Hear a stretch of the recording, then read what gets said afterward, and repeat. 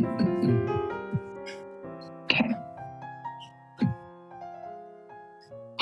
All right. Marlene's with the city attorney's office, so she's joining us in here just so you see a new face. Okay, I will get started on the the pre-meeting info. Please. Okay. Well, good evening and welcome to our regularly scheduled Half Moon Bay Planning Commission of Tuesday, February 14th. Happy Valentine's to everyone. We have a couple of things and items to go over before we officially get started this evening. This meeting is live on Comcast Local Channel 27, as well as on the Pacific Coast TV's website link.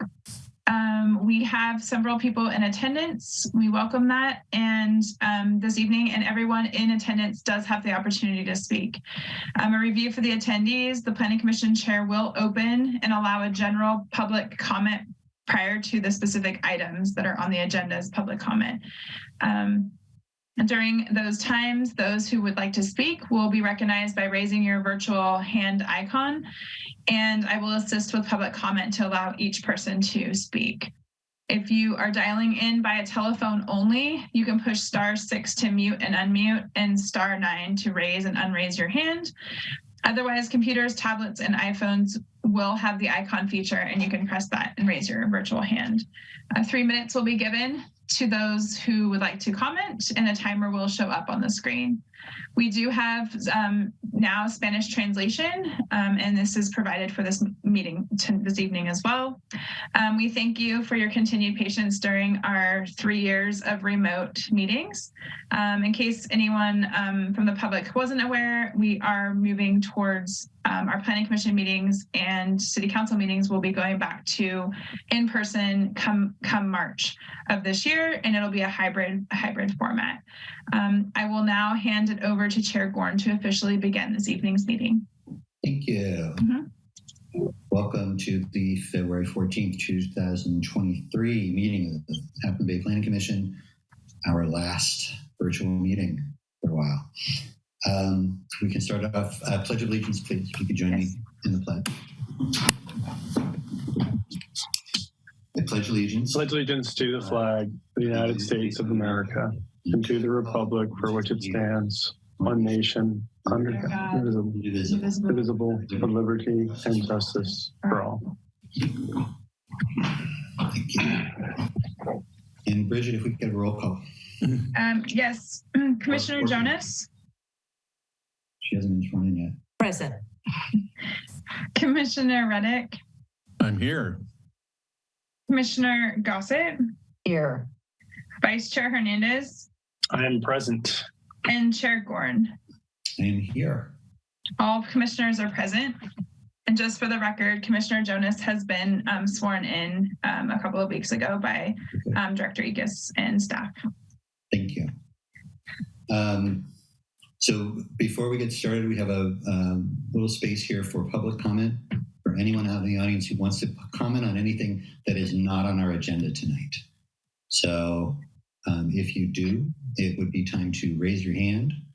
Looks like we do have someone in the audience. Yes, we will. Yes. Let me, you jumped ahead, so I'm okay, so the first person we have to speak is Commissioner Benjamin, and the timer will just be on my phone because I'm waiting for it to load. So let me just allow you to talk. Go ahead. Go ahead, Jimmy, you're open. Mr. Benjamin. Thank you. This is Citizen Benjamin. Can you hear me? Yeah, we can. Okay, I appreciate the honorific. Sooner or later, we'll get used to me not being Commissioner Benjamin. I'm still getting used to it myself. But I just wanted to wish you all a happy new year. I just came back from a trip in Florida, got to see family in some special habitat in Florida, and 80 degrees really felt hot until I came back. Now it's cold. But I had two things to share. The first is that I ran across a biologist at the Caltrans mitigation wetland site, and you may be interested to know that he has found 2 California red-legged frog egg masses so far this year. So we're looking forward to getting a natural diversity database report. But it's good to see that someone has benefited from the rain. And the second was just to point out that this is the first time that I've had a chance to address you since I left the Planning Commission. And it is fitting that it is Valentine's Day. So I am speaking to you as a Valentine to let you know how much I appreciate everything that the people that I see in this image are doing. And I understand what a challenging job it is. And I'm going to do my very best to stay away from it and let you do the great job that you're going to do. But remember that I'm nearby, and I'd be happy to help you if I can. So that's it. Happy Valentine's Day. Thank you. Thank you, Mr. Benjamin. It's funny, I almost called him over from the attendees. Yeah, I did the same. It is time to welcome a new commissioner who is taking Jimmy's place. If we could just back up once and just review approval of the minutes from December 13th. Well, I was going to do that next. Sorry. We can do that. It'd just be easier before we have an election. So does anyone have any questions or concerns about the minutes from the previous meeting? Does anyone? I make a motion to approve the minutes. That is Vice Chair Hernandez. I second it. Okay. Commissioner Reddick? Yes. Commissioner Gossett? Yes. Vice Chair Hernandez? Aye. And Chair Gorn? Yes, please. Motion approved. So can I say hello to Hazel Johannes, who has joined us as the newest planning commissioner. It's striking when you look at the work that she's done. I don't know if people know, but she has a degree in civil engineering, which I don't have, and has been engineer for LA County in a number of positions, but including Department of Public Works. So that fund of knowledge and that knowledge base is going to be extremely helpful. And I'm very grateful that you're here. So welcome.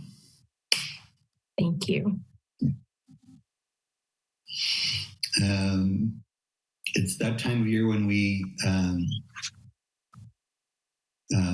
have an election for a new chairman and a new vice chair. Steve Reddick, you have your hand up. Yeah, I'm happy to nominate Vice Chair Rick Hernandez to be chair of the Planning Commission.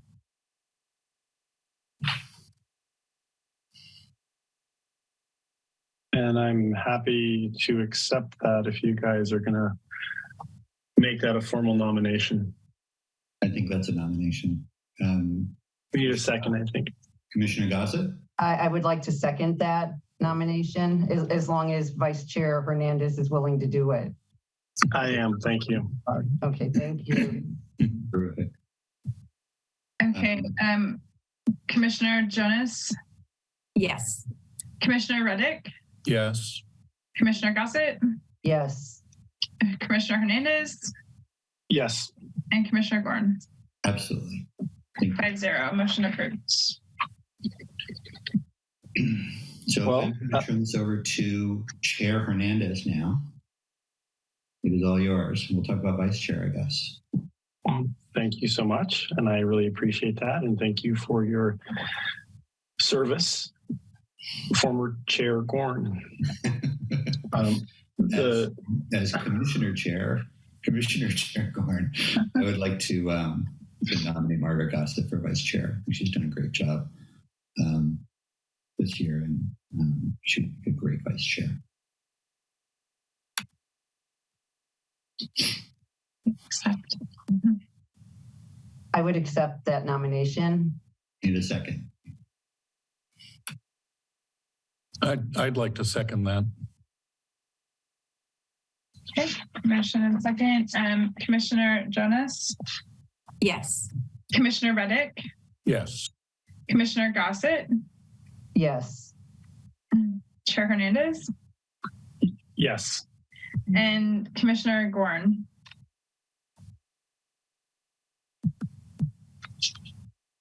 He's on mute, but he's saying yes. Yes. Okay. 5-0, motion approved or passed. All right. So, welcome, congratulations, Vice Chair Gossett. And I also would like to welcome our new commissioner to the commission. Thank you so much for joining us. And we are delighted to improve the incredible talent pool we already had here. And it's an honor to have somebody of your caliber and experience to join us. Thank you very much. I look forward to it. Okay, so I think the next item on our agenda is we have a public hearing item. Jill, do you want to take item 1A away? I'll go ahead and take that item away. Thank you.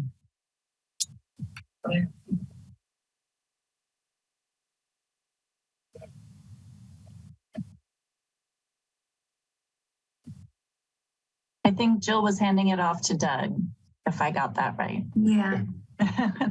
For the record, I'm Doug Garrison, Senior Planner. I will attempt screen share here.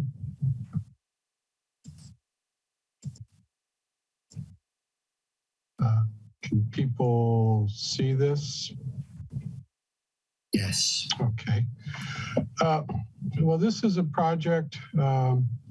We took a brief look at it back in December. That was just a permit status update on where things were.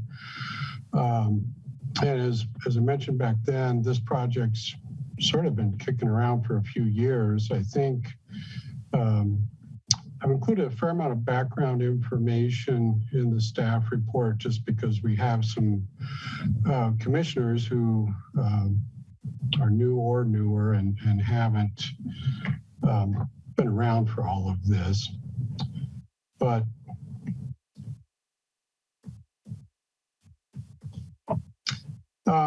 so just a little administrative housekeeping here. This item was originally scheduled for January 24th of this year. We published the notice for the hearing. After it was published, I was working some things out with the applicant, and we both agreed that we'd probably need a little more time to get some clarification on some of the application materials. And so we agreed to go forward at the January 24th hearing, give a presentation, take comments from the Planning Commission and the public, and then request that the item be continued to February 14th. But before the January 24th hearing, we had the unfortunate incident in Half Moon Bay, and the city decided to cancel that meeting and continued all of those items to tonight. And then just for one more twist on the agenda for tonight, there was a little bit of a mix-up. It still said that the commission would consider this and then continue it to the next meeting. That was carried over from January 24th. The staff report and the resolution correctly state that it's a hearing for the project. So the agenda has been revised. We apologize if there was any confusion associated with that. So what we're addressing here is a coastal development permit, a use permit, design review, and a height variance. In simple terms, the project consists of replacing an existing 50-foot metal wireless communication tower with a 75-foot monopane tower located a little bit further away from the school buildings and residential neighbors. So this is the background I got into going back a few years.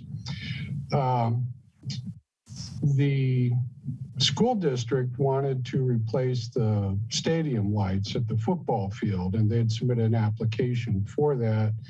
And I think 2016 or 17. One hiccup was that there was an AT&T antenna mounted on one of the light poles that was going to have to go away.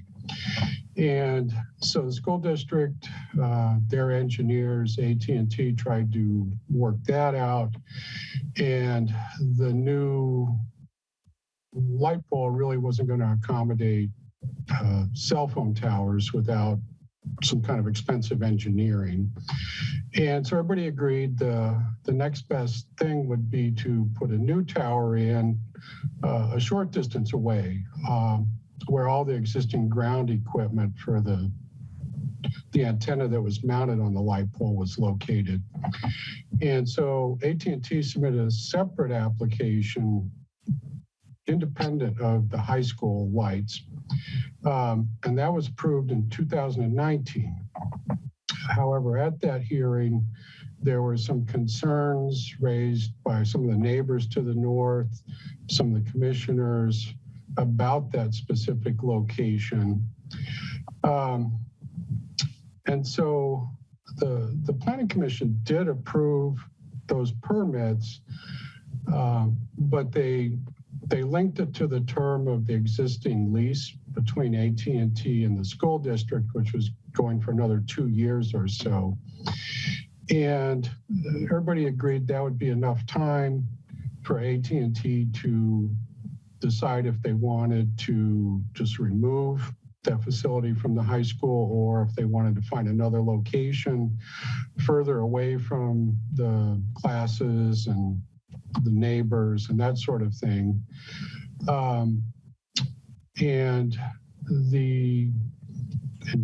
Towards the end of 2021, when the use permit was about to expire, AT&T did apply for a permit amendment to extend that permit for up to 2 more years.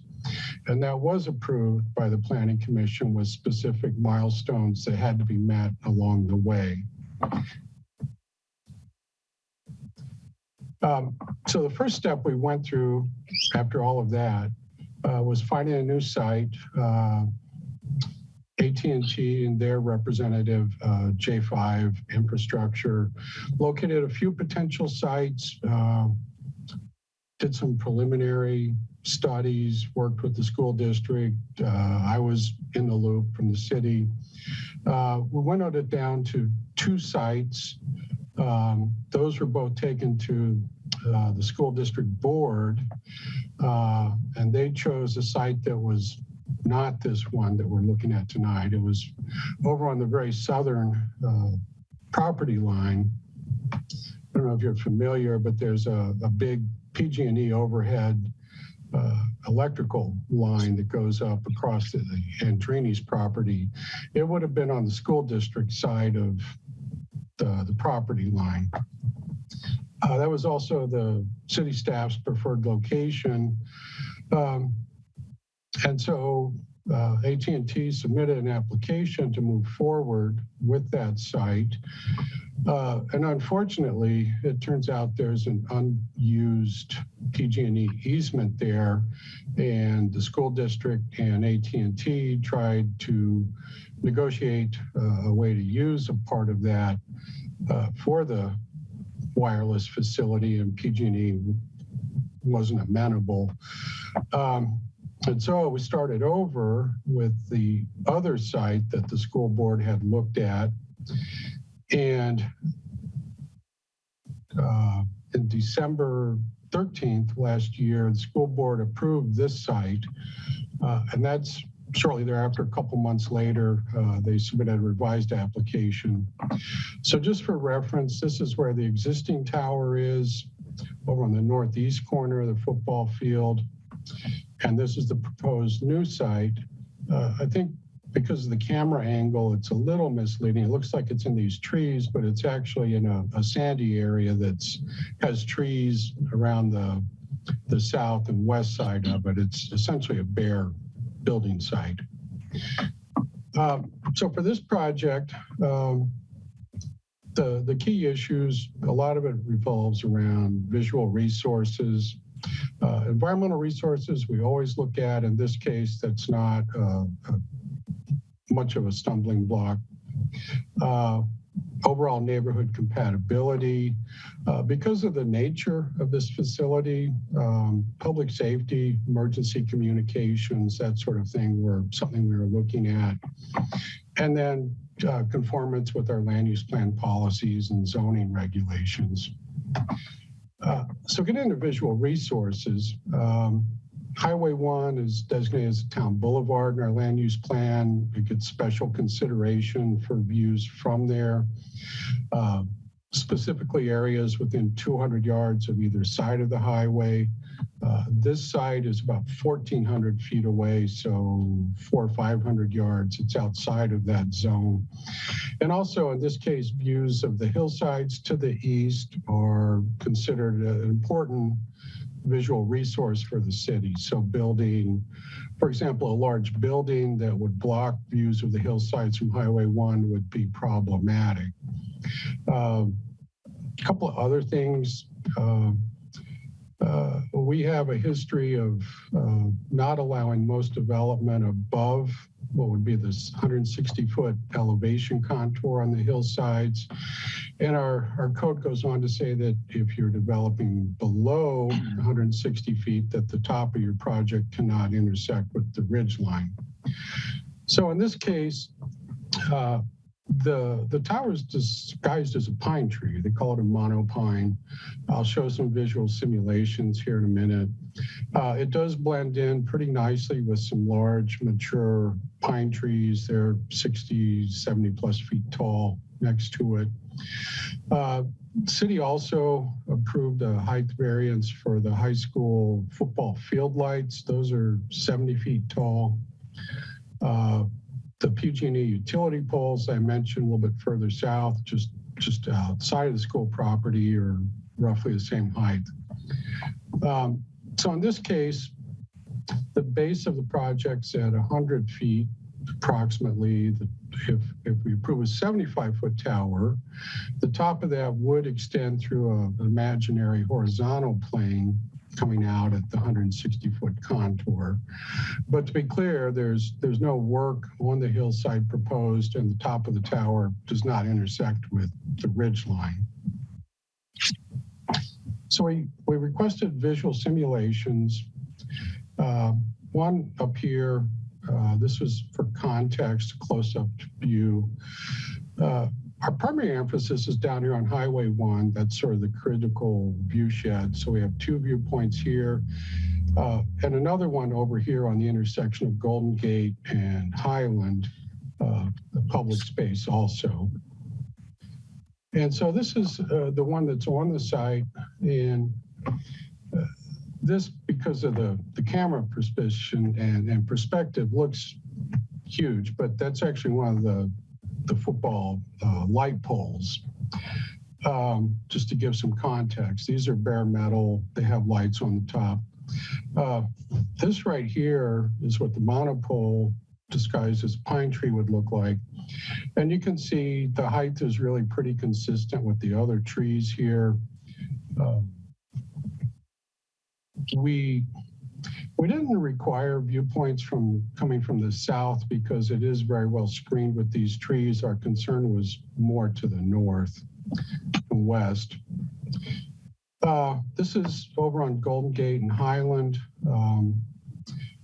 Viewpoints sort of right in the middle of Golden Gate. If you look between these two houses, this is the monopine. And again, the trees provide very similar scale, coloring. From Highway 1, looking sort of straight up at it, you can see some buildings that are part of the campus. If you look really closely when you're down there, you can see bits and pieces of the football light poles at night when the lights are turned on. They're definitely more obvious.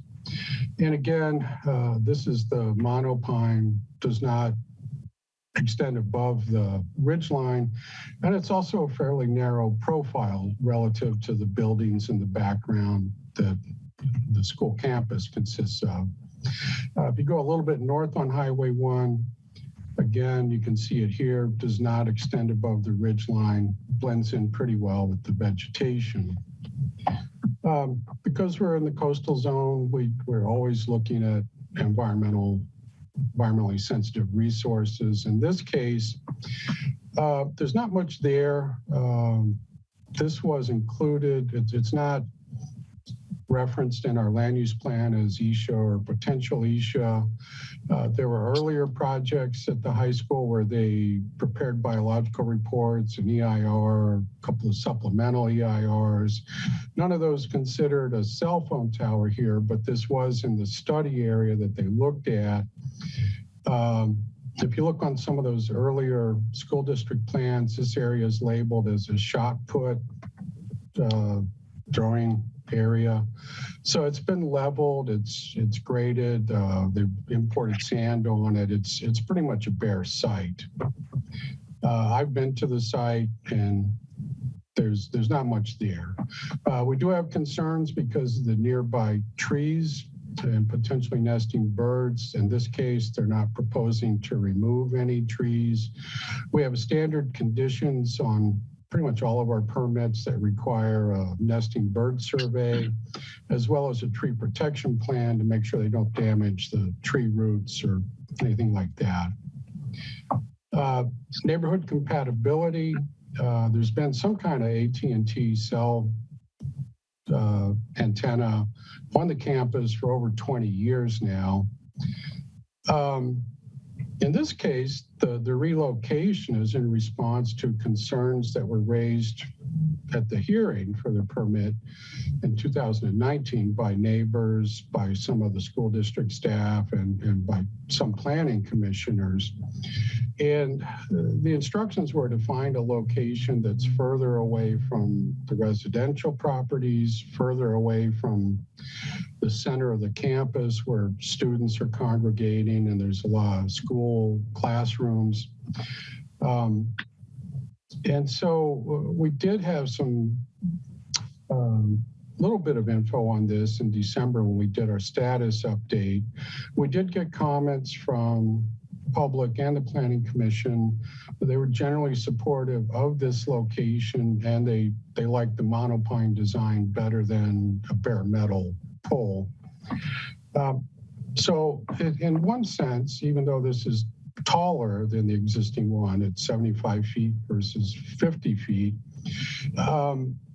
it is potentially more compatible with its surroundings than the existing bare metal tower because it's sort of tucked away, it's out of the way, won't interfere with school operations, and with the tree camouflage, it's a lot less noticeable.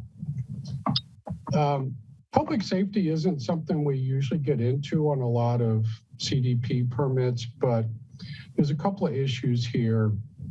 They are required to submit an electromagnetic energy exposure report, or an EME. Has to be in compliance with FCC requirements. Part of this comes from our own code, but also it's part of the Federal Telecommunications and Spectrum Act. They have a clause in there that essentially comes right out and says that cities cannot require modifications to a cell phone tower or deny the project based on EME concerns, as long as they prepared an EME report that complies with all the FCC standards and requirements. Also, we do have some cell phone coverage maps I'll get to in a minute, but it's pretty clear if the existing facility, that permit expires and it has to be removed, there would be a significant drop in cell phone coverage at the high school and up and down Highway 1. AT&T does provide what's called FirstNet services. That's an emergency communications network for the high school, and it would potentially affect safety. The new facility, if it's approved, will include dedicated FirstNet capacity, which is separate from the standard AT&T network. This is the goal. In general, the city, we have heard from police and fire that when we have big events like the Pumpkin Festival, the network just doesn't work very well as currently configured. This should help things quite a bit. And also, there was another AT&T tower we approved about a year ago on Kelly Avenue, which will also have its own dedicated FirstNet capacity. The cell phone, these maps are attached to the staff report. I'm not going to spend much time on them because at this scale, it's pretty hard to compare them. But this is the existing, and in general, green is the best, yellow's one step down, and blue is, you get pretty good coverage outdoors, but not indoors. And you'll note there's good coverage going all the way up Highway 1 through El Granada. Next one, this is what's important. If to take that tower out, this is just blank. There's no coverage in here. No coverage at the high school. They prepared these for a new tower. It was 50 feet, 65 feet, and 75 feet. And frankly, there's not a huge difference in coverage between the 75 and 50 foot. So I'm not gonna, you really have to blow these up and lay them out next to each other side by side to, you know, kind of catch the differences. And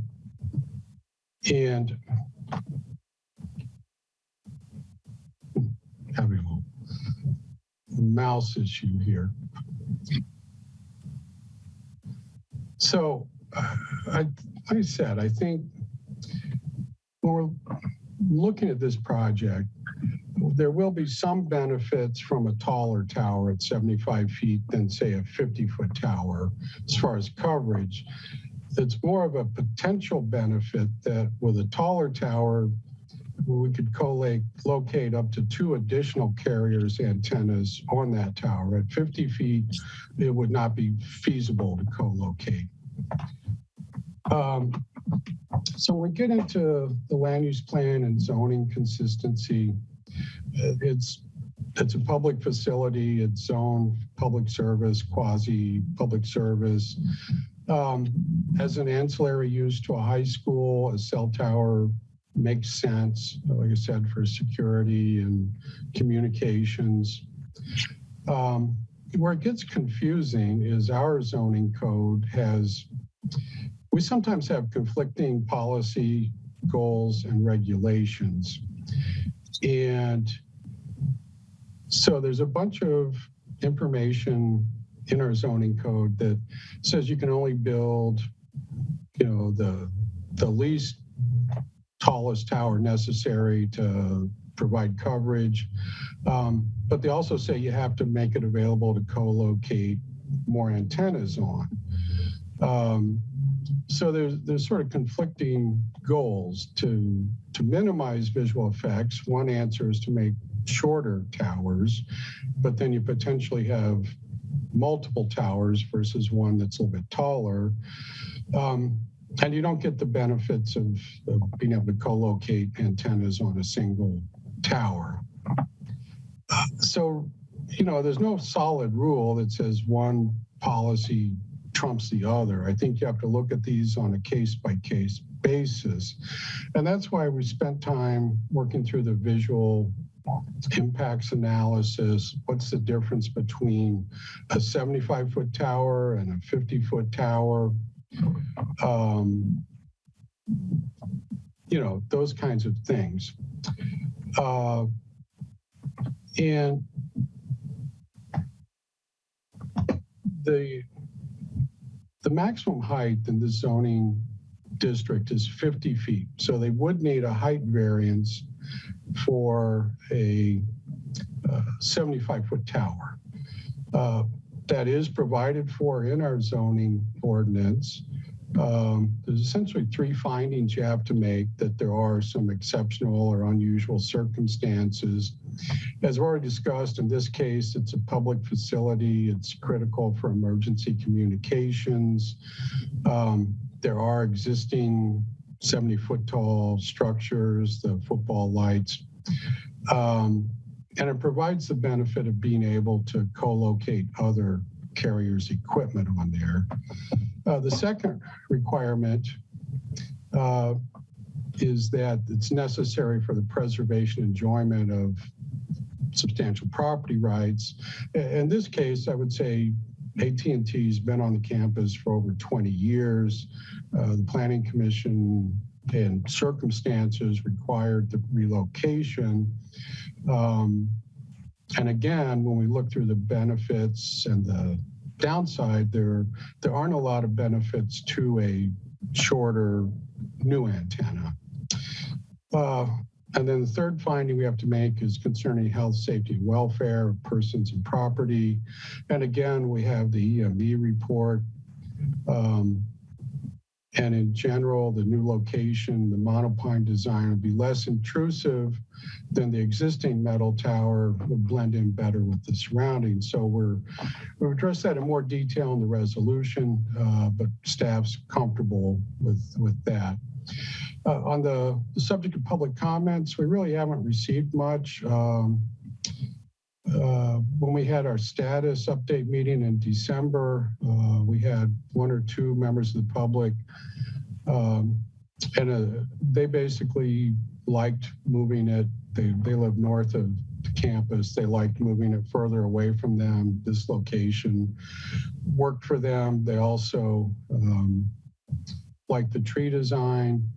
After the January storms, we got one email, which was not really about the tower. It was more about trees that had been damaged and how that was affecting their homes when the football lights were on and that sort of thing. They did mention, that person did mention they'd prefer a shorter tower. We have not received any comments from the public since then. So in conclusion, you really have a few options here. Planning Commission could approve the application as submitted with height variance. You could deny the whole thing, or you could approve a new tower that's less than 75 feet tall. At 50 feet, it would just be a coastal development permit, use permit with no variance. At 65 feet, it would still require the variance. And as I've sort of walked through, each option has some benefits and drawbacks. I'm happy to discuss that. We do have a representative from J5 here who can answer more technical questions. And so you really have to sort of add up all the pieces and see where you come down. Staff is recommending approval of the 75-foot tower, and that there don't appear to be significant adverse effects and potential benefits.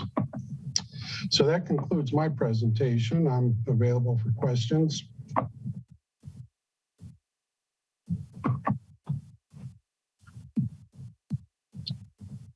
Thank you, Doug, for that great presentation. I just want to clarify, we've been going to public comment immediately after sessions. Just want to confirm that before we go to clarifying questions.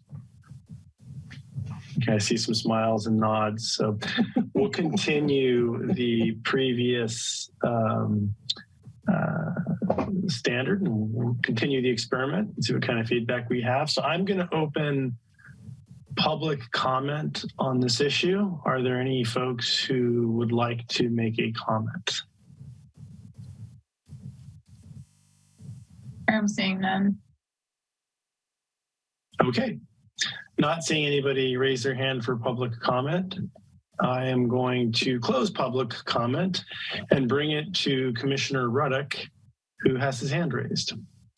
Thank you, Chair Hernandez, and thank you, Mr. Garrison, for a very comprehensive and logical presentation. I guess my only clarifying question, and maybe it's an impossible one to answer, but is there any way to estimate the likelihood of a co-location opportunity coming along in the foreseeable future? Yes and no. The applicant did provide a couple of emails to me from another carrier. In this case, it's DirecTV. They've contacted the school district, and school district looped in AT&T, and they're in discussions about potentially working out a lease with the school district. And if this gets approved at a height that would accommodate, they are interested in. I don't know that, I don't have the inside story on it. The applicant, Aaron, is signed on as a participant. He may have some more information to add.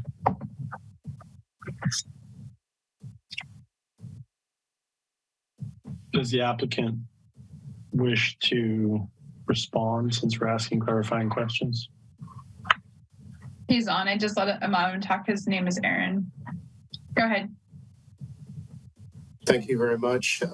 Yes, my name is Aaron. I'm with J5 Infrastructure Partners, representing AT&T.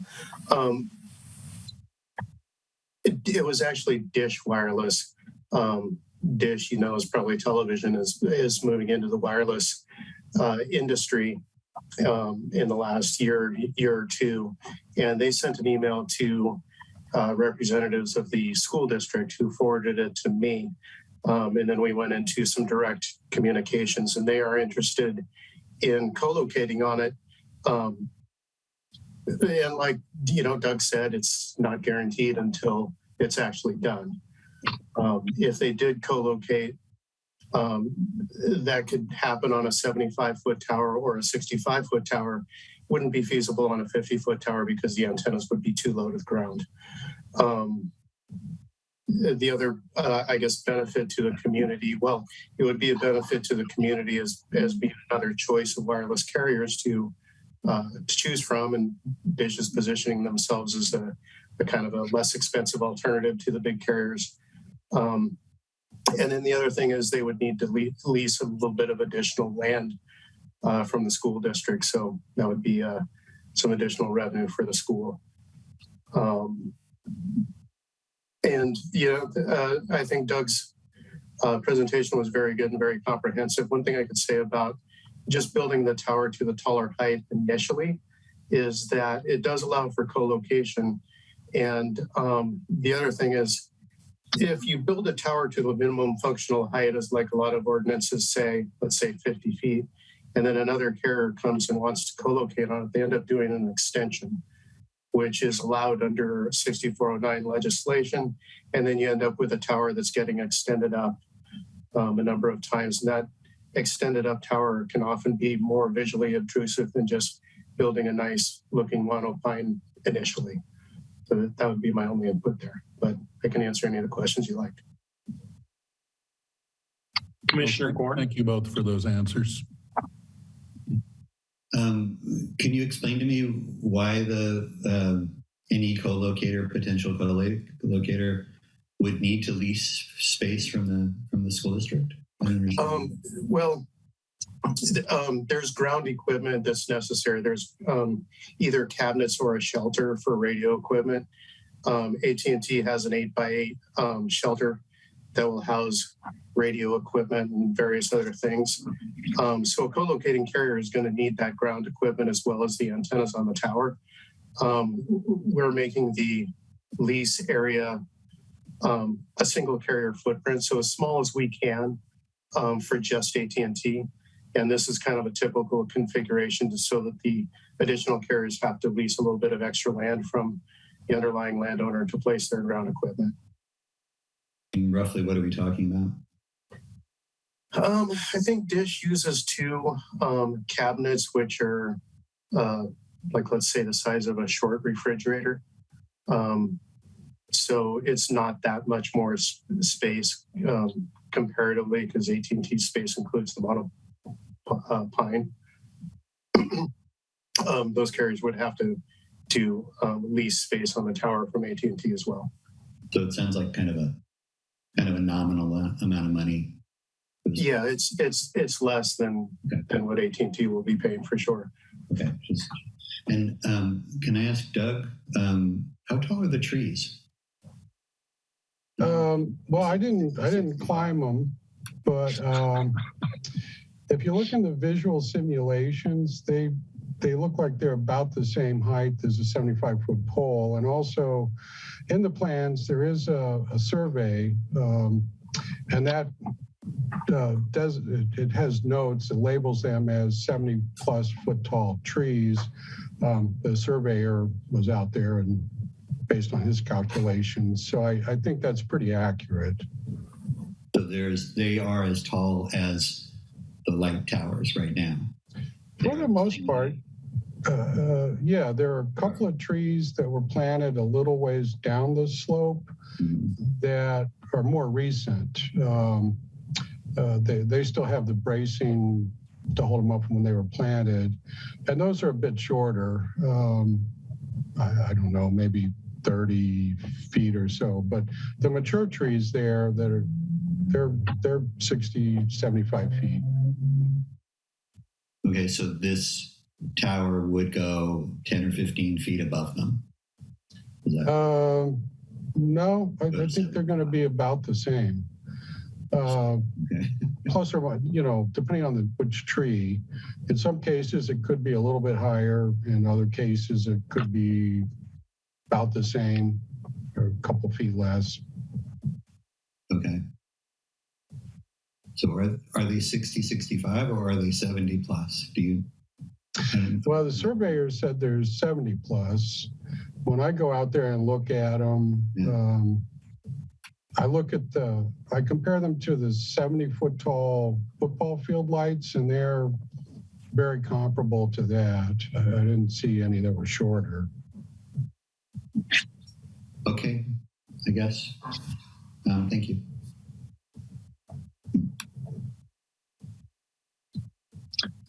Commissioner Gossett, do you have any clarifying questions? Yes, I would want to know what will happen to the monopine design when another carrier is added to the pole? I'll defer to the applicant to get into the nuts and bolts of it. There. Okay. To the actual monopine, their antennas would go inside the canopy of the branches. So they would be hidden in it. They wouldn't stick out beyond the branches. There are also things called antenna socks, which we cover the antennas with, that have like green pine needles type of things, so that you don't have a silver panel antenna in the middle of a tree. So that's kind of the way it's camouflage things as much as possible.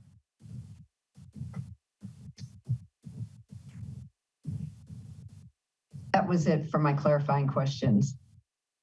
Commissioner Joannis, did I get her correct? Okay. I have a question for the AT&T rep. Can you explain a little bit more about the FirstNet responder and whether or not a 50-foot pole is sufficient to provide service to that network, or is a 70-foot or 75-foot pole a better service for that network? Okay, I'm admittedly not an expert on radio waves. I do leasing and permitting. I can tell you that the higher the antennas, the greater circle of coverage you're going to get, whether it's FirstNet coverage or LTE or any other type of coverage. The coverage maps, if you were to flip between the 50 and the 75-footer, you'd see a little bit of difference. It's not super dramatic. One thing that the maps don't show is the effect from near field obstructions. So the antennas are, let's say they're 55 feet up above the ground on a 75-foot monopine. If they're lower down, then we're getting more into the thicker branches of the surrounding trees. The coverage maps don't show the effect that those branches can have on the signal propagation. Other than that, I can't describe what actually FirstNet does other than it's a dedicated service for emergency services. And looking at the photo sims, and I've been out there actually a number of times. We chose 75 feet because it's the height of the trees. It wouldn't stick out above the trees.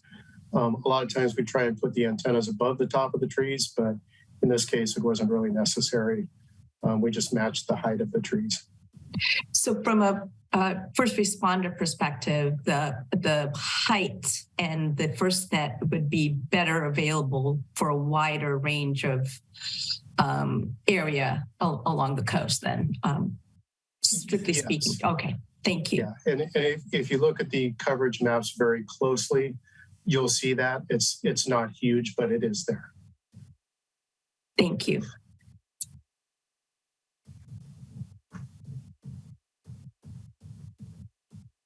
Commissioner Gossett. I have one more. Vice Chair Gossett, sorry. Yes. Thank you. Thank you, Chair Hernandez. One more question. You know, in January, a tree took out telecommunication in Half Moon Bay, and it was actually, I want to say January 15th, where a tree fell and knocked out cable, internet, and telecommunications on Route 84.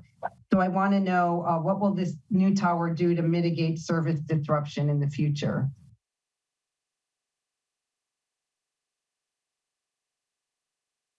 Is that for me or Mr. Garrison? Whoever is comfortable answering that question.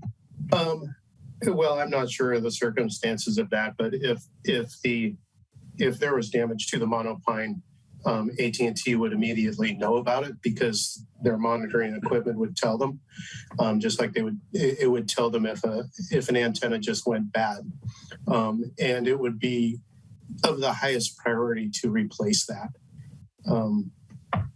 Things happen, earthquakes happen, natural disasters happen, things happen. The utilities heading to the site are underground, so that shouldn't be an issue.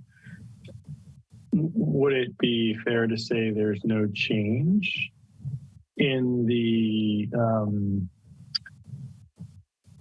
ability of the tower to withstand, an event like a tree falling on it, or is it actually improved?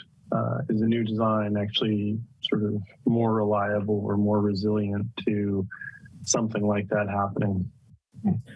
I would think that if a nearby tree fell and hit the monopine, the tree's going to get the worst of the damage.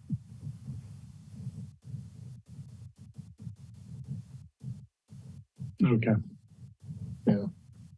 Are there any other clarifying? Go ahead. Sorry. I was going to say, if it were to damage one of the antennas, then that's an easy replacement. But to actually damage the structure, I don't think so. I think the nature of the question is just, hey, is this an upgrade, and does this make our infrastructure more resilient? I think is the nature of the question. I would think so. Okay, thank you. Are there any other clarifying questions from my fellow commissioners? I have one more. Please. Height seems to be the issue, 50 or 75, and I'm just want to get clear. Does the 75? It doesn't seem to be a difference in AT&T cell coverage between 50 and 75. Does the height? Is it trying to get above the height of the trees? Does that matter, or is it more just the height receiving signals from somewhere else and the trees don't matter? It's actually maybe a combination of all of that. I think the surrounding trees, like most trees, will have denser foliage lower down and thinner towards the top. So when you place the antennas lower down, then they've got more foliage to try to push signal through. If you do look at the maps, you can see that the coverage has a greater envelope or a greater circle at 75 feet than it does at 50. And the other thing is at 50 feet, you wouldn't get dish. They would have to go somewhere else, maybe on another tower or on a rooftop or something like that. So it does, I would view it as a benefit to the community to allow maybe a more affordable carrier to come in and do what AT&T and Verizon and T-Mobile do. So really it's the co-locator that is the issue. It is one, yeah. All right, thank you. Mm-hmm.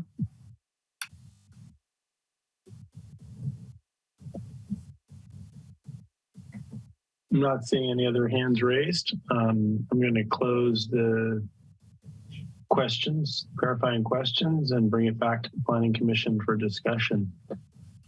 Who would like to begin?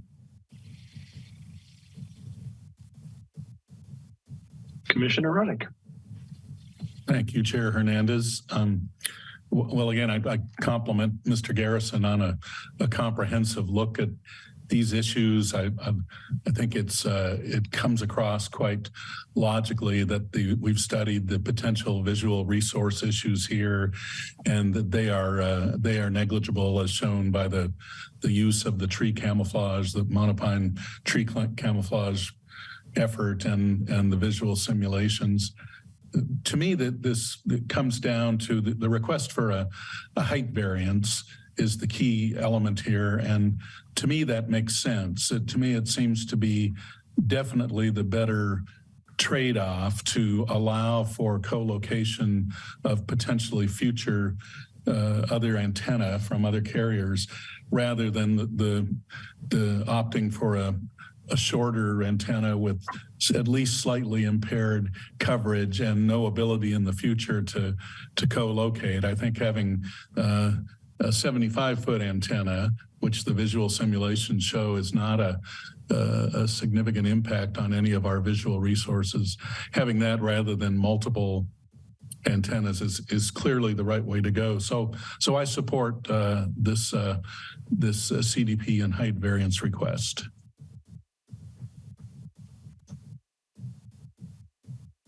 Commissioner Gordon.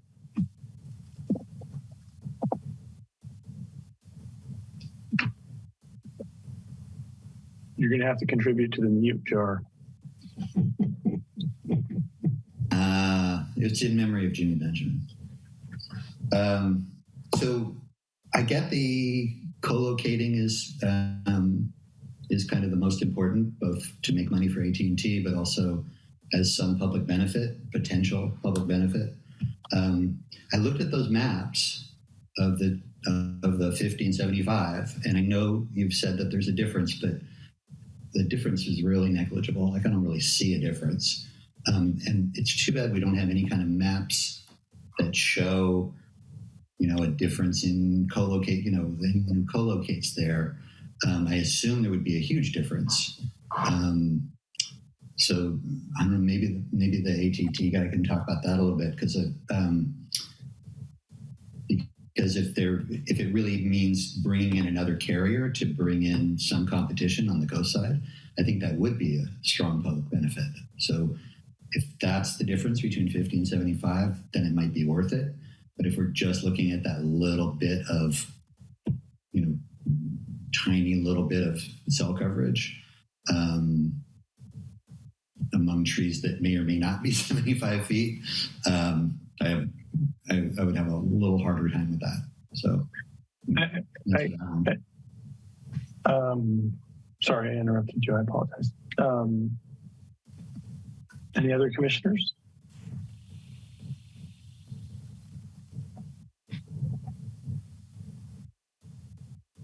Commissioner Gossett, or Vice Chair Gossett. Thank you. I also wanted to compliment Doug on the presentation. Thank you, Doug. And I wanted to say that I like everything that Commissioner Ruddick had said, and I do support the project.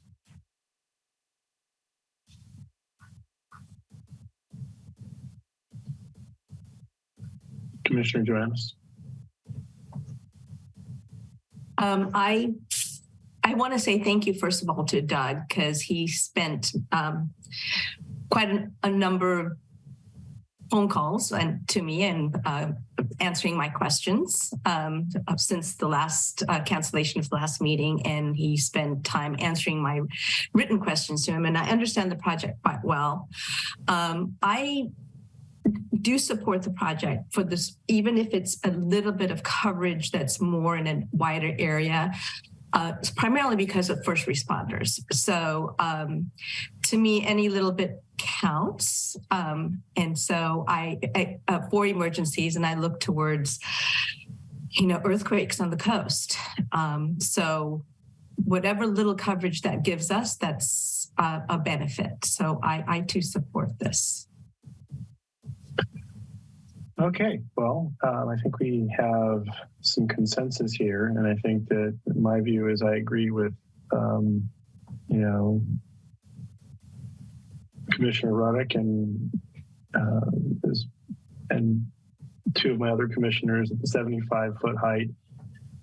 Probably seems like the right thing to do based on one, there's no.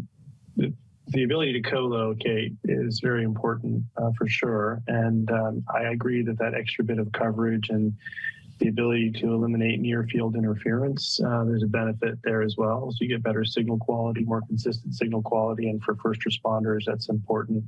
And looking at the visual simulations, I know trees grow and trees die. Things happen over time, but looking at those pines and knowing how quickly replacement pines will grow in, it seems like the visual impact now and in the foreseeable future is negligible. So I'm supportive of this project as is.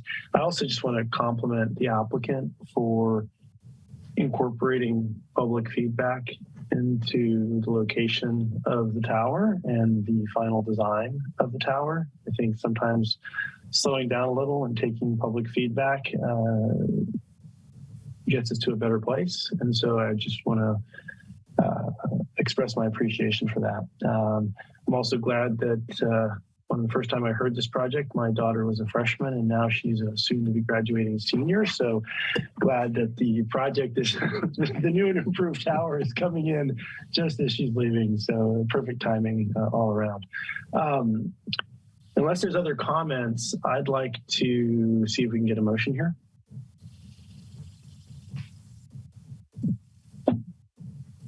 Sorry, my Commissioner Ruddick. I move we approve the resolution at hand. There are three options in the resolution. Can you clarify which option you're opting in for? Yeah, I'm sorry. Good point. I move we approve the resolution at the recommended 75-foot height, with height variance for the 75-foot tower. Thank you. Do I have a second? I will second that. Can I get a roll call vote, please? Yes. Commissioner Gorn? Yes, please. Commissioner Johannes? Yes. Commissioner Ruddick? Yes. Vice Chair Gossett? Yes. And Chair Hernandez? Yes. Motion passes. Excellent. Thank you. That concludes this item. Going back to my agenda here. We have a director's report.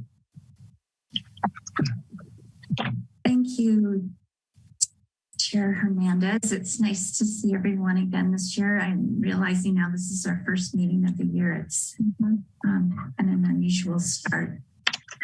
Staff would really like to acknowledge and thank Commissioner Gorn for his year of chairing this body. I really enjoyed the time that he and I worked together preparing for meetings, and it was really good for staff to have that kind of connection. And thank you for all your time. Yeah.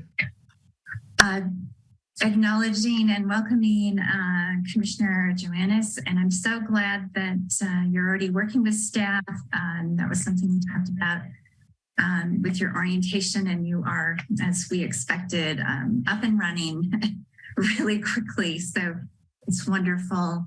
And Chair Hernandez, just to note that this is another round of chairing for Chair Hernandez. Is it 4? I was thinking it was 3. I didn't know. Okay.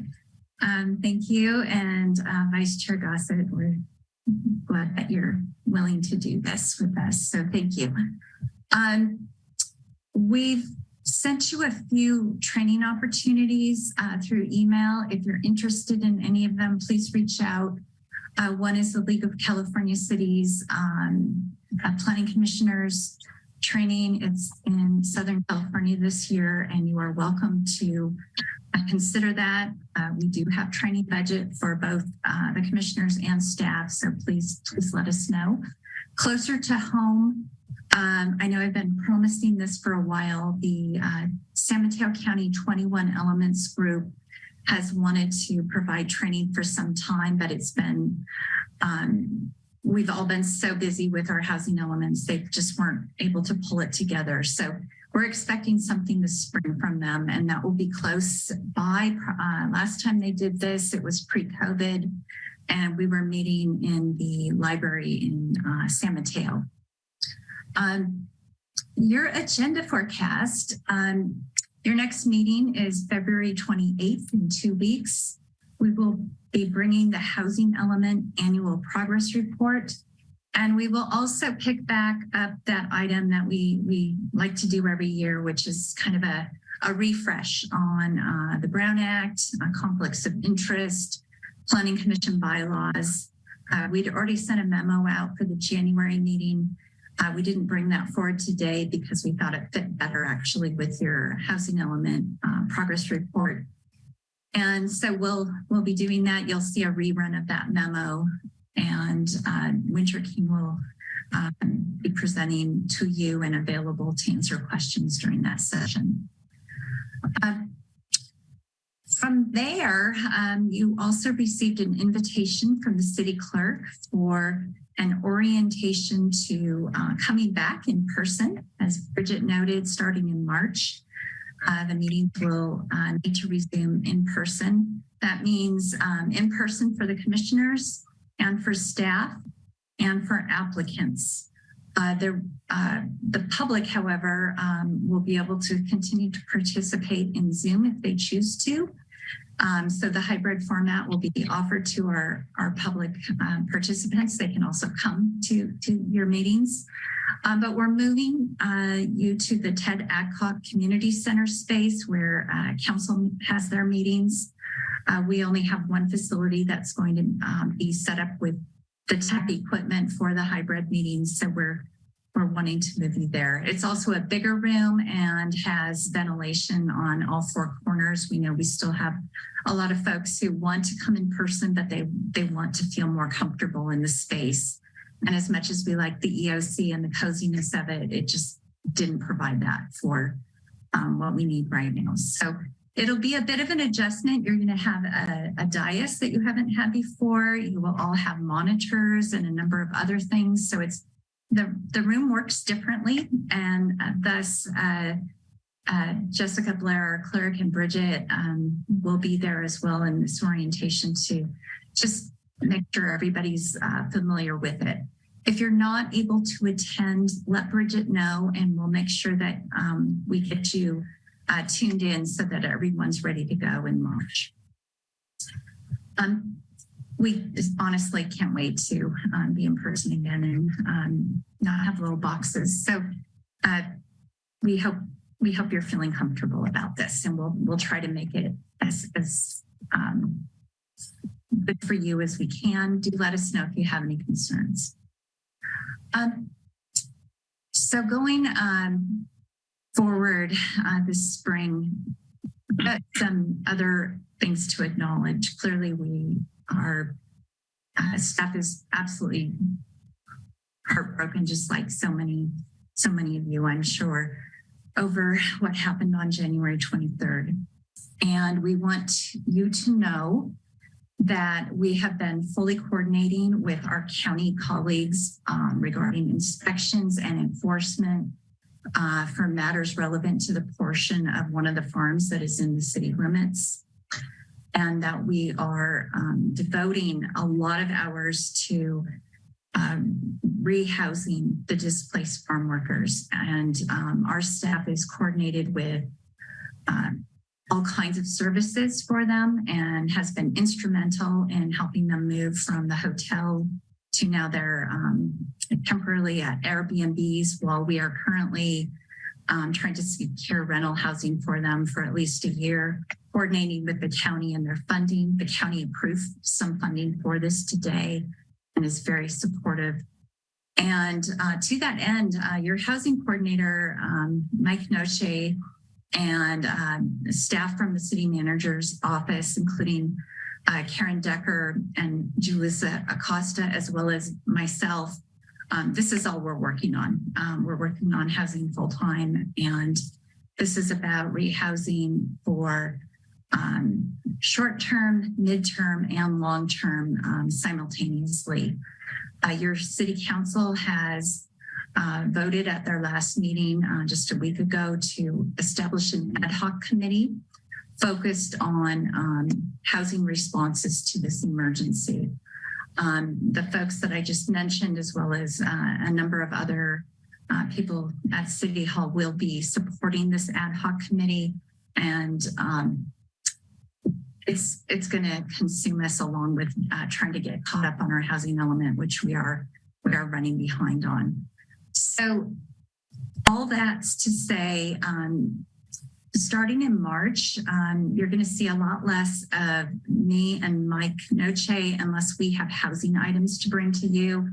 And Doug will be here in the chair that I usually sit for the most part, unless he's not available. We have kind of a backup plan for all of that. But this is the most intense digging in work that a lot of us have done ever. And it's we know you support it, and we'll keep you updated on what's going on as we can. Just appreciate how much this community has come together over this. Also, related to this and participating with your council, every year as they prepare for budget work, City Council hosts listening sessions. They're starting tomorrow night. The first one is on Zoom, and this is all on this city's webpage. Our banner is showing all the dates. But tomorrow night, 6 o'clock, there'll be a listening session for, it'll be available for 2 hours. Council will be present. And this is all about our community members having a chance to give input and show what kinds of priorities and ideas they have for supporting the council as they make their priorities and allocate funds for their budget. The next listening session will be on February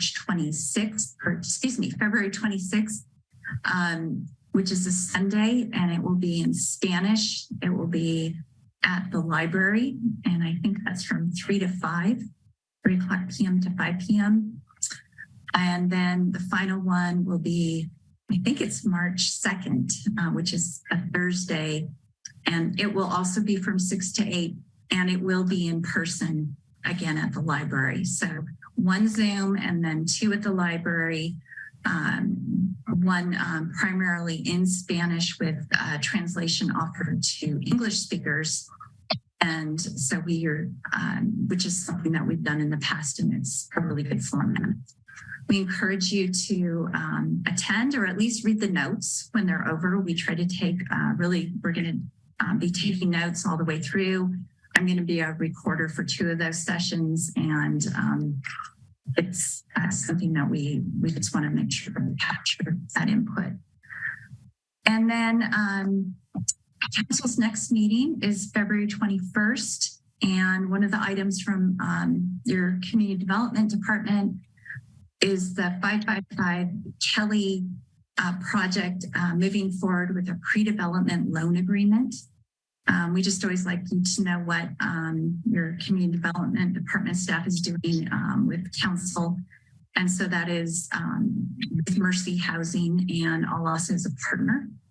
And that's about the longest directory report I've given you in probably, I don't know, a season. So I hope that's helpful. If you have questions about this, let me know.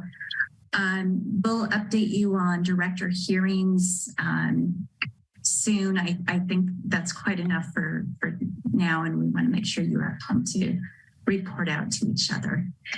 Thank you. Thank you so much, Jill. And I just want to comment that, it's a horrible situation we're facing as a community, what we've had to deal with and the aftermath of it. But with respect to housing, rising to the challenge to address some of the things that have come to light, and I just want to commend all the hard work that's going on behind the scenes. I know there is a tremendous amount of activity there. And want to express my general support of all the work that you guys are doing there. I know that Commissioner Gorn would like to make some closing comments this evening. Does anybody else have any commissioner communications that they'd like to make? Commissioner Ruddick.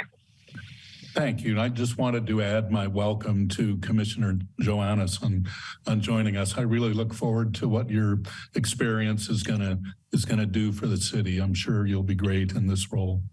And I'd like to add my thanks to Jill and everybody at City Hall who have had the burden of not only making, surviving emotionally through these terrible times, but having to work in extremely stressful situations. My hat is off to all you folks, and thank you for that.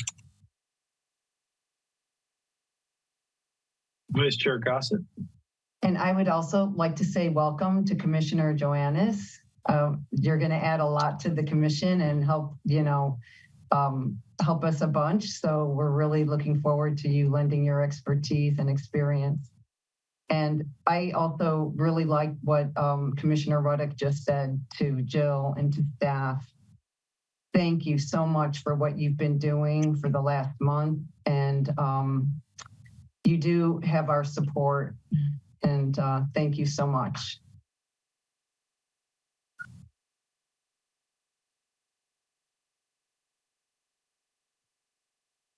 I'm just checking to see if there are any other comments from my commissioners. Not seeing any. Commissioner Gorn. I just want to take a quick second. We chose to cancel the January 24th meeting, because of something that I never thought would happen in Half Moon Bay. So I just wanted to close this meeting in honor of the families that were infected by the January 23rd shootings, the death of 7 people and injury of another. Hearts go out to you. Hear, hear. With that, I'd like to get a motion to close this evening's meeting. I move that we adjourn this meeting. Second. I second it. Sure. Can I get a call? The voice? Yes. Yes. Commissioner Gorn? Yes, please. Commissioner Joannis? Yes. Commissioner Ruddick? Yes. Vice Chair Gossett? Yes. And Chair Hernandez? Yes, I hope everybody enjoys their Valentine's Day evening. Same to you.